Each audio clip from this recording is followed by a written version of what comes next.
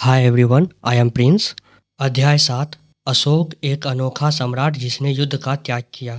यह अध्याय हमें भारतीय इतिहास के सबसे महान सम्राटों में से एक अशोक के बारे में बताता है। यह दिखाता है कि कैसे उन्होंने अपने पिता बिंदुसार और दादा चंद्रगुप्त मौर्य द्वारा स्थापित एक विशाल साम्राज्य पर शासन किया। यह अध्याय विशेष रूप से कलिंग युद्ध के बाद अशोक के जीवन में आए बदलाव पर केंद्रित है, जब उन्होंने हिंसा और युद्ध को त्याग दिया और धर्म के मार्ग को अपनाया। इसमें अशोक के धर्म की प्रमुख विशेषताओं और उन्होंने इसे फैलाने के लिए क्या क्या कदम उठाए यह भी बताया गया है। तो चलिए एक एक करके सभी पॉइंट को जानते हैं। पहला पॉइंट, मौर्य साम्राज्य।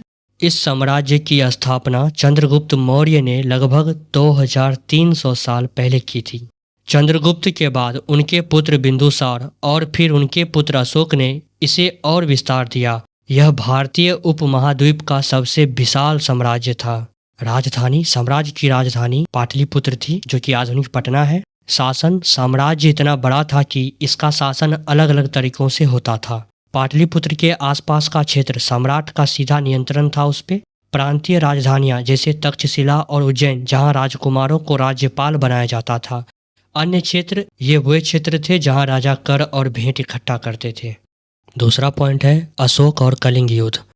कलिंग आधुनिक उड़ीसा का प्राचीन नाम है। अशोक ने कलिंग को जीतने के लिए युद्ध लड़ा। इस युद्ध में लाखों लोग मारे गए और घायल हुए।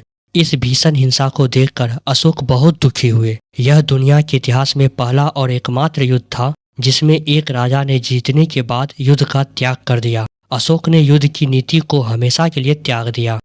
तीसरा पॉइंट है अशोक का धर्म। अशोक ने युद्ध के बजाय धर्म को अपनाया।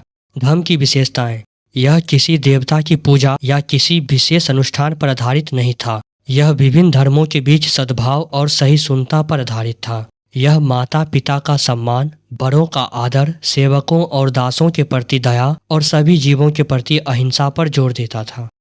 चौथा पॉइंट है धर्म का प्रचार।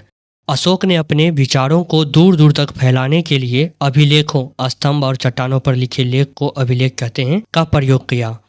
उन्होंने धम्म महामता नामक अधिकारियों की नियुक्ति की, जिनका काम जगह जगह जाकर धम्म की शिक्षा देना था। उन्होंने अपनी शिक्षाओं को प्राकृत भाषा में लिखा ताकि आम लोग उन्हें आसानी से पढ़ सके। बस इतना ही है इस अध्याय में। यह अध्याय भी खत्म।